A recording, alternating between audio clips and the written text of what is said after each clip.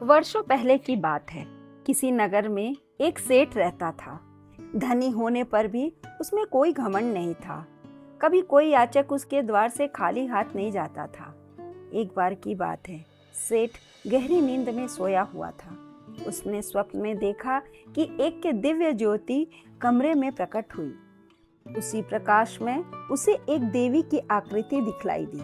सेठ ने हाथ जोड़कर उसे प्रणाम किया। बोला, हे दिव्य स्वरूपा, आप कौन हो?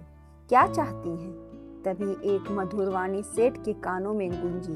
हे पुत्र, मैं माँ दुर्गा हूँ।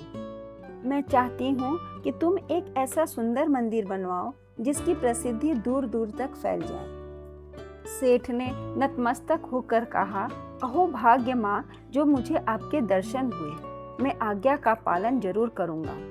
देवी अंतर्धान हो गई।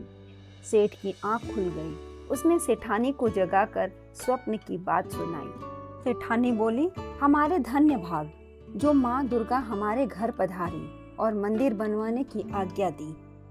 सवेरा होते ही सेठ ने अपने मुनीम से ऐसे कलाकार की खोज करने को कहा जो मंदिर का नक्शा बना सके। कुछ दिन बाद यह बात दूर दूर तक फैल गई। कलाकार नक्शे बनाकर लाते और लौट जाते, पर सेठ को कोई नक्शा पसंद ही नहीं आता था। एक दिन एक कलाकार ने चिढ़कर सेठ को एक सीधे साधे किसान का नाम बताया।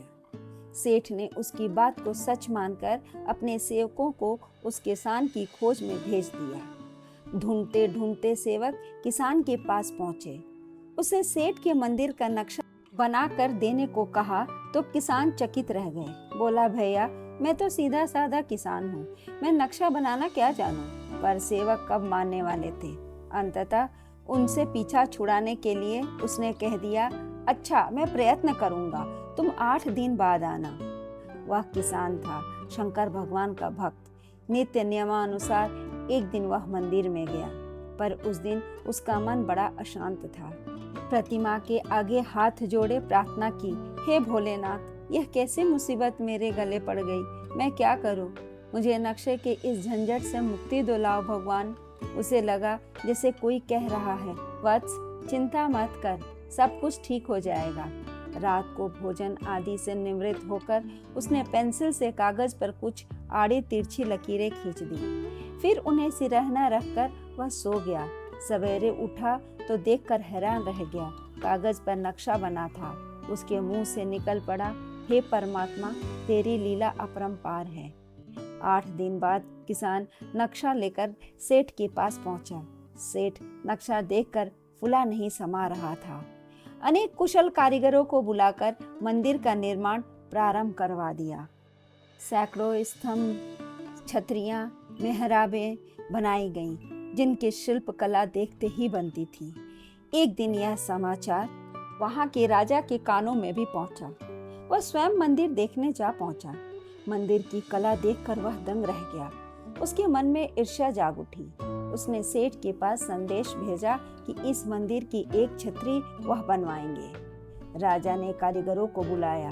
उनसे कहा, इस मंदिर की एक छतरी तुम लोग बनाओ, पर उसका शिल्प शेष मंदिर के शिल्प से भिन्न होना चाहिए, ऐसा कि सेठ के पूरे मंदिर की शोभा उसके सामने फीकी पड़ जाए। लोग उसे भूलकर मेरे यश का गुणगान करने लगे। मैं तुम्हें मुहमांगा इनाम दूंगा। राजा की कहने की देर थी। कारीगर काम में जुट गए। कुछ ही दिनों में राजा की छतरी लगभग पूरी हो गई।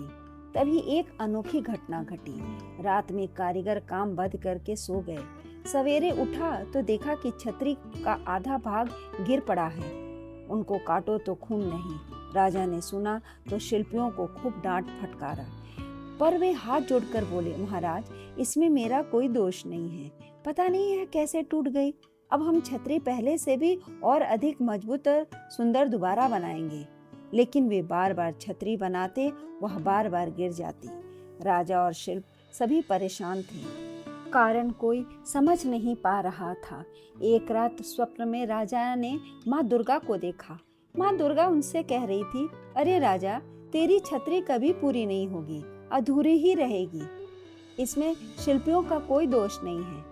तू अहंकार और ईर्ष्या से प्रेरित होकर इसका निर्माण करवा रहा है। तेरे मन में मेरे भक्त को नीचा दिखाने की दुर्भावना है, अतः तुझे कभी सफलता नहीं मिलेगी। और वही हुआ। लाख प्रयत्न करने पर भी राजा की छतरी अधूरी ही रही। राजा अत्यंत लज्जित हुआ और उसने सेठ से क्षमा मांगी। सेठ ने माँ का मंदिर बनवाकर तैयार करवा दिया।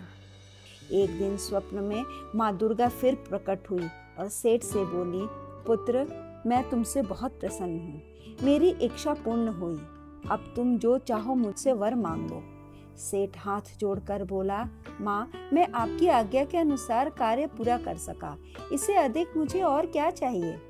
यद्यपि तू कुछ नहीं चाहता, फिर भी मेरा मन है कि मैं तुझे आशीर्वाद दूं। मेरा आशीर्वाद है कि तेरा परिवार सदा सुखी रहेगा, तेरा नाम भी अमर रहेगा। इतना कहकर देवी अंतर्धान हो गई। धन्यवाद। कहानी अच्छी लगे तो लाइक करें, सब्सक्राइब करें और शेयर करना ना भूलें।